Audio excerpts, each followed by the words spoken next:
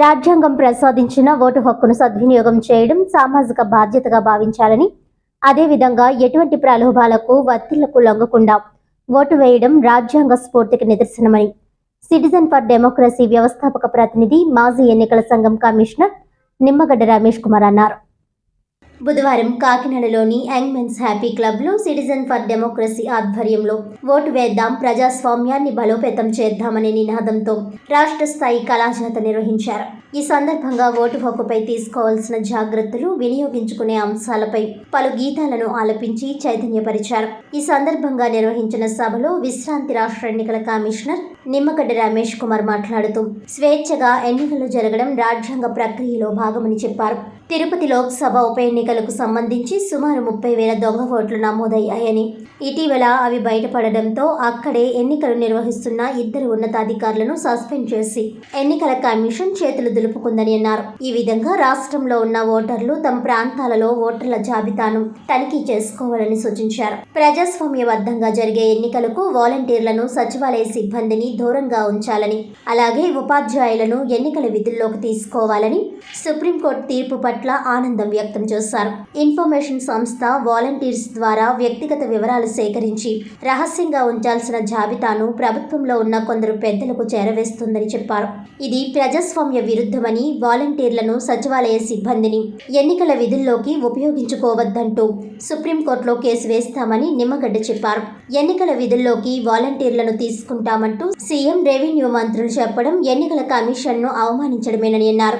యువత ఓటు హక్కును వినియోగించుకోవాలని ఆయన సూచించారు. ఈ కార్యక్రమంలో మద్యపానం నిషేధం కమిటీ మాజీ చైర్మన్, విశ్రాంత director of medical education IV Rao, professor G Achaiah, ఉపాధ్యాయుడు ఉప్పలపాటి మాచిరాసం తదితరులు ప్రసంగించారు.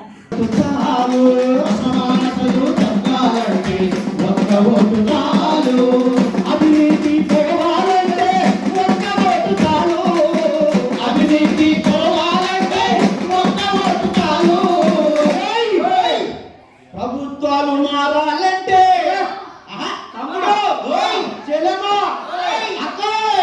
ప్రభుత్వాలు మారాలంటే ఒక్క ఓటు చాలు.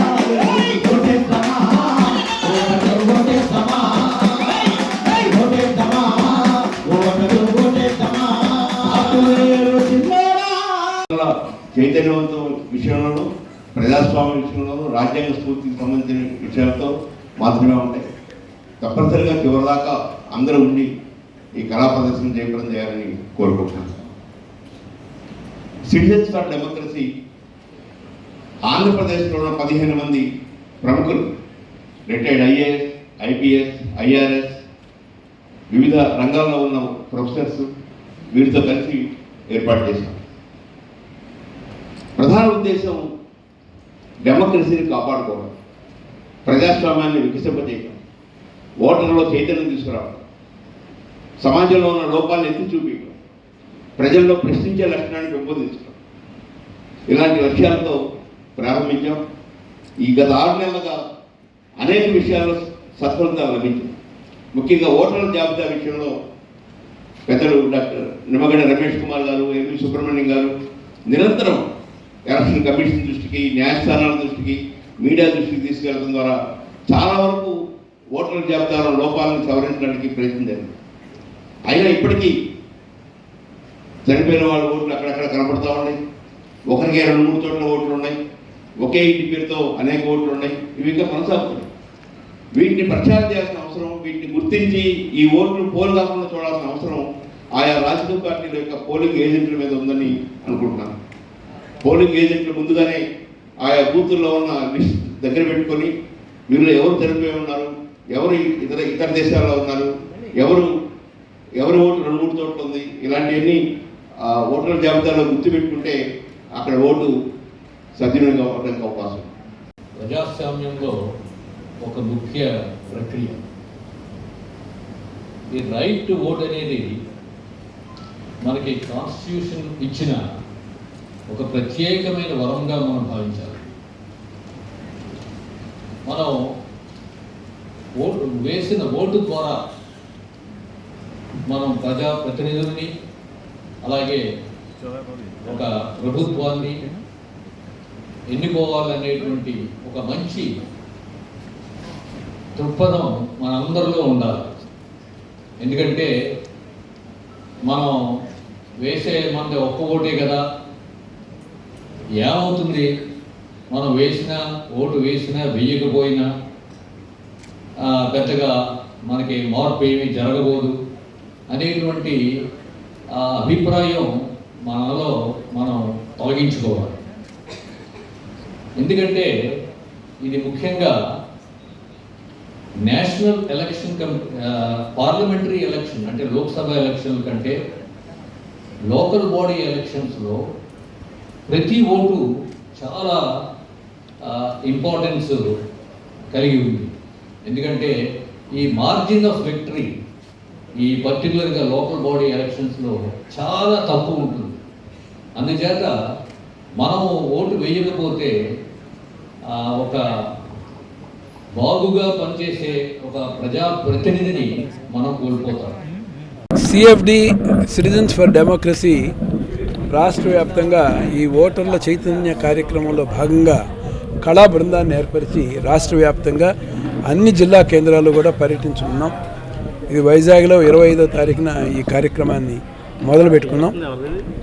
7వ తారీఖు కర్నూలులో చివరిగా ఈ కార్యక్రమం ముగుస్తుంది. దీంట్లో ప్రధాన ఉద్దేశం ఏంటంటే యువ ఓటర్లు, పట్టణ ఓటర్లు, నిరాసక్తితో ఉన్న ఓటర్లందరికీ కూడా ఓటు వేసే ఒక సామాజిక బాధ్యతని, కర్తవ్యాన్ని గుర్తు చేయటం. మనం ఓటు వేయటమే కాదు, నిబద్ధతతో కూడా ఓటు వేయాలి. మనం ఆలోచించి వివేకంతో మన క్రియాశీలకంగా వ్యవహరించి ఎటువంటి ఒత్తిళ్లు లేకుండా, ఎటువంటి ప్రలోభాలకి గురి కాకుండా ఓటు కూడా వేయాలి అనేది మన సంకల్పం. ఇది రాజ్యాంగం ద్వారా మనకు వచ్చిన హక్కు. ఇదే రాజ్యాంగ స్ఫూర్తి. ఈ రాజ్యాంగ స్ఫూర్తిని ఏ శక్తి కూడా అడ్డుకోలేదు. కాకపోతే రాష్ట్రంలో ఇటీవల జరుగుతున్న కొన్ని పరిణామాలు ఏవైతే ఉన్నాయో ఆందోళనకరంగా ఉన్నాయి. సిఎఫ్డి ప్రజా హక్కుల పరిరక్షణ కోసం, అది విస్తృత ప్రయోజనాల కోసం మేము అనేక కార్యక్రమాలు చేపట్టాం. దీంట్లో ఈ ఎలక్ట్రల్ రోల్స్లో ఉన్న అవకతవకల మీద మొట్టమొదటిసారిగా దృష్టి సారించి ఈ village and ward secretariat staff ఆధ్వర్యంలో బిఎల్ఓస్గా జరిగిన కార్యక్రమం చాలా లోపభూయిష్టంగా ఉందని గుర్తించి ఎలక్షన్ కమిషన్కి తెలియజేసి గతంలో ఉన్నట్టు టీచర్స్ అందరినీ ఈ వ్యవస్థలో మళ్ళీ తీసుకురావాలి ఎన్నికల వ్యవస్థలో అని చెప్పి సూచించాం. ఆ సూచన మేరకు ఈసీఐ ప్రతిస్పందించి బిఎల్ఓస్గా పనిచేసిన వారందరినీ కూడా ఎలక్షన్ ప్రక్రియకు దూరంగా పెట్టారు. వాలంటీర్స్ అందరూ ఎలక్షన్ ప్రక్రియలో భాగస్వాములు ఏమాత్రం కావడానికి వారి నీడ కూడా ఎలక్షన్ ప్రక్రియలో పడకూడదు అని చెప్పి స్పష్టమైన ఆదేశాలు అయితే ఇచ్చారు. అలాగే టీచర్స్ని ఎలక్షన్ ప్రక్రియలో భాగం చేయబోతున్నారు. అయితే ఎలక్షన్లు ఎలా జరపాలి, ఎలా నియంత్రణ చేయాలి, ఎలా జరపాలి అని చెప్పే పూర్తి స్వేచ్ఛ రాజ్యాంగం ఎలక్షన్ కమిషన్కే కల్పించి విశేషాధికారాలు కూడా ఎలక్షన్ కమిషన్కి కల్పించిన నేపథ్యంలో ఆంధ్రప్రదేశ్లో వాలంటీర్ల విషయంలో మాత్రం ధిక్కార స్వరం వినపడటం అనేది చాలా శోచనీయం. వాలంటీర్స్ని దూరంగా ఉంచాలంటే వాలంటీర్సే మాకు అవసరం, వాలంటీర్స్ అవ్వాతాతలను తీసుకెళ్ళాలి అని చెప్పేసి సాక్షాత్తు ముఖ్యమంత్రి గారే అన్నట్టు కొన్ని పత్రికల్లో వచ్చిన వార్తలు కూడా నేను చూశాను. నిన్నటికి నిన్న వాలంటీర్స్ క్రియాశీలకంగా ఉండి కనీసం హెచ్చు శాతం మనకే ఓటు అయ్యేలాగా ప్రతి పోలింగ్ బూత్లో చూడాలి అని చెప్పేసి వచ్చిన వార్తలను కూడా నేను పత్రికల్లో చూశాను. చాలా ఆందోళనకరంగా ఉంది. విఘ్నులైన రెవెన్యూ మంత్రి గారు అయితే వీళ్ళు వాలంటీర్స్ బూత్ ఏజెంట్స్గా కూడా కూర్చోవచ్చు అని చెప్పేసి అన్నారు. ఇది ఎలక్షన్ కమిషన్ని ధిక్కరించడమే. ఇంతవరకు స్వతంత్ర భారతదేశంలో ఎవరు కూడా ఎలక్షన్ కమిషన్ని సవాల్ చేసిన దాఖలాలు లేవు. స్వప్రయోజనాల కోసం, పార్టీ ప్రయోజనాల కోసం రేపు కనుక వాడినట్లయితే ఇది ప్రజాస్వామ్య వ్యవస్థకే తీవ్ర విఘాతం అని చెప్పేసి సిఎఫ్డి విశ్వసిస్తోంది. చేత కొత్తగా మన ఓటర్లు ఓటు హక్కును దొంగలించే కార్యక్రమం ఇది జరగకుండా నిరోధించాలి అంటే దీనికి ఒకటే మార్గం. ప్రతి ఒక్క ఓటరు చైతన్యవంతంగా ఉండాలి. నా ఒక్క ఓటే కాదు, నా ఒక్క ఓటు వేయకపోవటం వల్ల ఏమీ జరగదు అనే నిరాసక్తిలోంచి బయటకు వచ్చి మన ఓటు కనుక వేయకపోతే మన ఓటు కూడా చోరీకి కూడా గురి అయ్యే అవకాశం కూడా తిరుపతి జరిగిన సంఘటన నేపథ్యంలో ఉన్నది అన్న విషయాన్ని గుర్తుంచుకోవాలి. అందరిలో కూడా ప్రజా చైతన్యం అవసరం. ఒక్కసారి ప్రజా చైతన్యం, ఈ నిశ్శబ్ద విప్లవం మొదలైన తర్వాత ఏ శక్తి కూడా దీన్ని అడ్డుకోలేదు. ఏ నియంత్రిత శక్తి కానీ ఏ ప్రబలమైన శక్తి కానీ ప్రజాశక్తి ముందు తల వంచాల్సిందే అనేది మనకు చరిత్ర నేర్పిన పాఠాలు.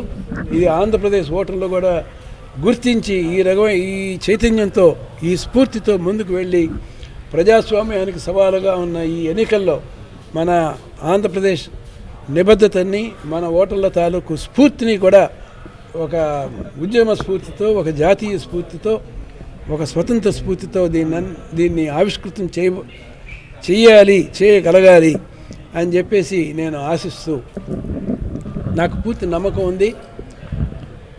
ఈ చివరికి ప్రజలే గెలుస్తారు, చివరికి ప్రజాస్వామ్యమే గెలుస్తుంది. కాకపోతే అధికారులందరికీ కూడా సిఎఫ్డి తరఫున కూడా నేను ఒక సూచన చేస్తున్నాను. మీరు ప్రజా ప్రయోజనాల కోసం పనిచేయాలి. పార్షిక ప్రయోజనాల కోసం, పార్టీ ప్రయోజనాల కోసం, ప్రైవేట్ ప్రయోజనాల కోసం చేయకూడదు. చేస్తే మీకు రాజ్యాంగపరంగా ఉండే ఏ రక్షణ ఉండదు. జవాబుదారీతనం చివరికి మీ మీద ఉంటుంది. అక్రమాలు కనుక ఈ రోజు కాకపోయినా రేపైనా కనుక బహిర్కృతం కనుక అయినట్లయితే దీని మీద క్రమశిక్షణ చర్యలు తప్పదు.